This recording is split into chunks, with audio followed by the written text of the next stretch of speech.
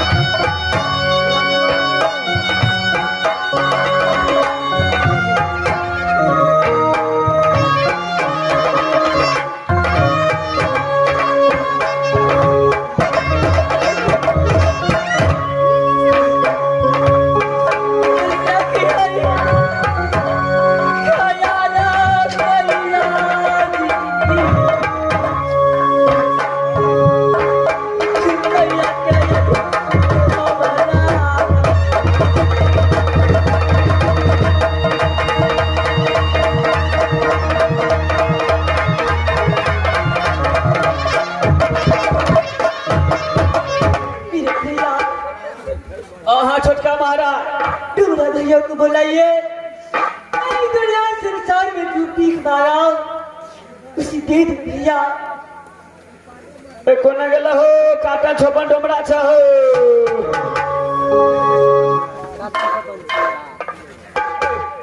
चिपड़ी पाथे वाला छे। सबसे पहले ये बोल, तेरा जुबान सही होगा कि ये सही रहेगा बात? काटे वाला चल पैसे लेकर के आ गया। छोटका महाराज जे रुपया पैसा धरला भीख दुख मांग के जे धरला दद है काटन छोपन डुमरा के। ठीक है भैया, भैया ये पैसा दीजिए भैया।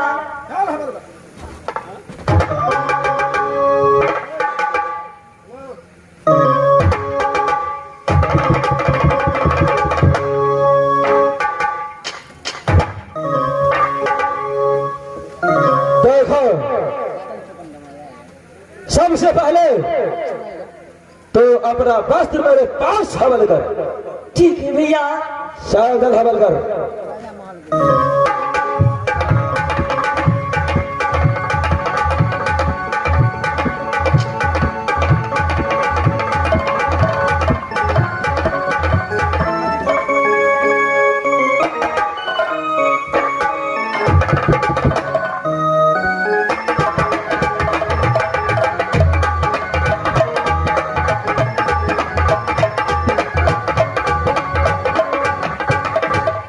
भैया चलो हवल करो। लीजिए वस्त्र भैया। अब यहां से तो 10 साल में रहना, राज महोबा में नजर नहीं आना चाहिए। भैया नहीं तेरा दूर चली जाऊंगा कि राज महोबा में आपको दर्शन नहीं आऊंगा भैया। क्यों नहीं, चलो यहां से फौरन भागो। ठीक है भैया। ले मास्टर।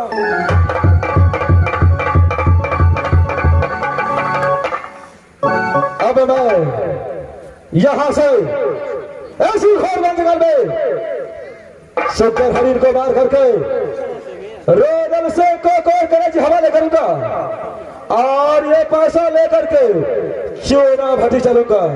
मैं यहां से शिकार खेलने के लिए चलता हूं।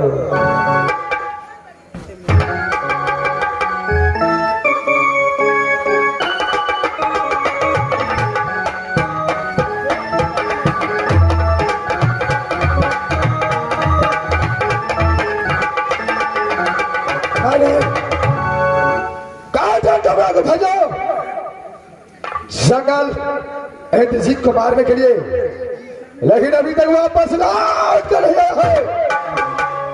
देखता हूं वापस आता है कि नहीं आता है। मैं कुछ देर और देखता हूं अपने बाल क्यों।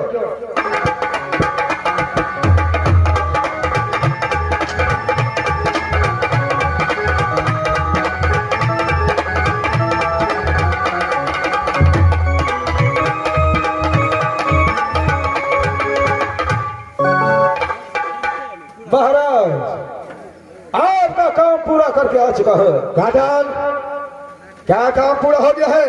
क्यों नहीं? अरे अब देर मत करो और मेरे पास कॉल करे जी हवाले करो।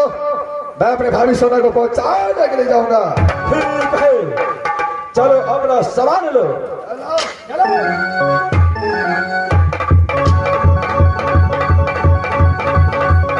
आपका काम पूरा किया, मेरा भी वादा पूरा करो। क्या है? टमाटर लाल क्या बहादुर, इस समय जाओ काटन डोम को जी महाराज। जो भी सामान से चाहिए महाराज सब सामान दे करके विदा करो। जाओ बाहर क्यों ले जाओ, अंदर ला जाके सब चीज सामान दबा होगा विदा करबे महाराज। जवान बहादुर अरे चलो जल्दी। इस समय यह कौन कंज मेरे पास आ चुका है। सबसे पहले मैं भारी सेना के बाहर की ओर चलता हूं।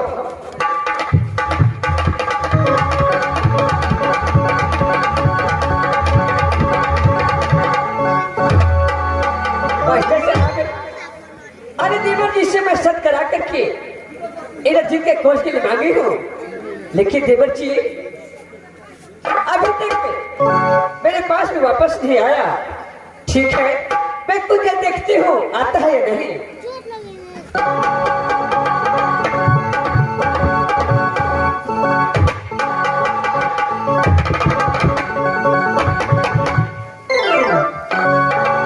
भीमसेना, हाँ देवर जी। ऐसे मर्दन सिंह अपने बेटा इंद्रजीत को मार करके कोर्ट कलेज आपके पास से लेकर क्या है भाभी? लो भाभी, लो कोर्ट कलेज अपने पास रखो। क्या देवर जी आप सच बोल रहे हैं? इंद्रजीत के मार के कौन के लेके आए हैं? क्यों भीमसेना, इंद्रजीत सिंह झूठ नहीं बोल सकता है, सच कहता हूँ। इंद्रजीत का कोर्ट कलेज आपके पास लेकर आया हूँ। देवर जी सच में आप पागल है। अरे कौन करीब लेकर के मैं क्या करूंगी? क्या भीमसेना? मुझे कोई आवश्यकता नहीं है कौन कलजी का। यही कौन कलेजी को कारण बहुत से सत्य करवाई, सत्य करवाने के बाद इंद्रजीत को मार करके कौन कलेजी लाने के लिए बोला। अरे देवर जी लेकिन इसमें बोलते हैं ये कौन कलेजी का कोई आवश्यकता नहीं है। देवर जी अरे सब कराने के लिए एक बहाना था। इंद्रजीत कैसे राज पे मरेगा? देवर जी अरे जिस दिन में इंद्रजीत ने जन्म लिया उसी दिन मैं कसम खा लिया कि एक न एक दिन इंद्रजीत को मैं अवश्य मनाऊंगी। क्या भाभी राजपाट के कारण, ये मोहब्बत को राजगादी के कारण आज मेरा बेटा इंद्रजीत को मरवाई है भाभी? अरे क्यों नहीं देवर जी? अरे राज मोहब्बत में जिंदा रहता तो राज मोहब्बत दो जगह बंटवारा होता, लेकिन अब तो राज मोहब्बत में मेरा बेटा इंद्र कुमार अकेला राजगादी करेगा।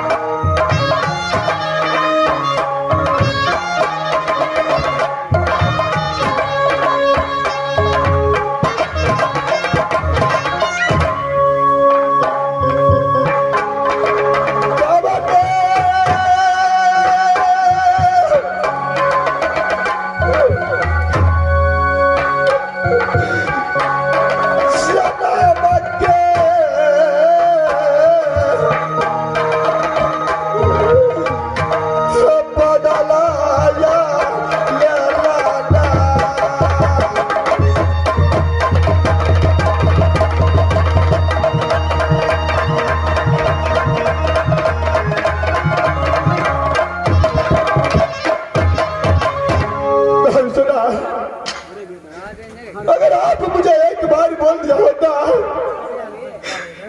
तो राज भोपा को छोड़ करके बेटा जीत को साथ लेकर के मैं राज भोपा को सदा के लिए छोड़ देता भाभी सोना।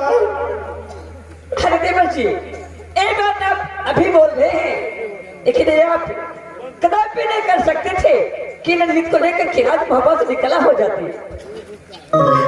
भाभी सोना, मैं साथ करवा करके मेरे इकलौता पुत्र बेटा इंद्रजीत को तूने बर्बा दिया भाभी। भाभी सोना, इस बात आपको राजगादी चाहिए तो जाइए अपनी बहन की ओर। यूनिवर्सिटी का बेटा खो गया है, अपने बेटा को तलाश करने के लिए रुदल सिंह यहाँ से जा रहे हैं भाभी सोना। हम जाइए अपने बहन। अरे क्यों नहीं, अरे मैं तो अपने बेटा इंद्र को याद करूंगी कि मत कॉलेज से मेरा बेटा राज मोहब्बत कब आएगा कि मैं अपने हाथों से रात तिलक करूं। चलिए भाभी, अपने बहन की ओर जाइए। क्यों नहीं, अपना बेटा दल को इंतजार कीजिए।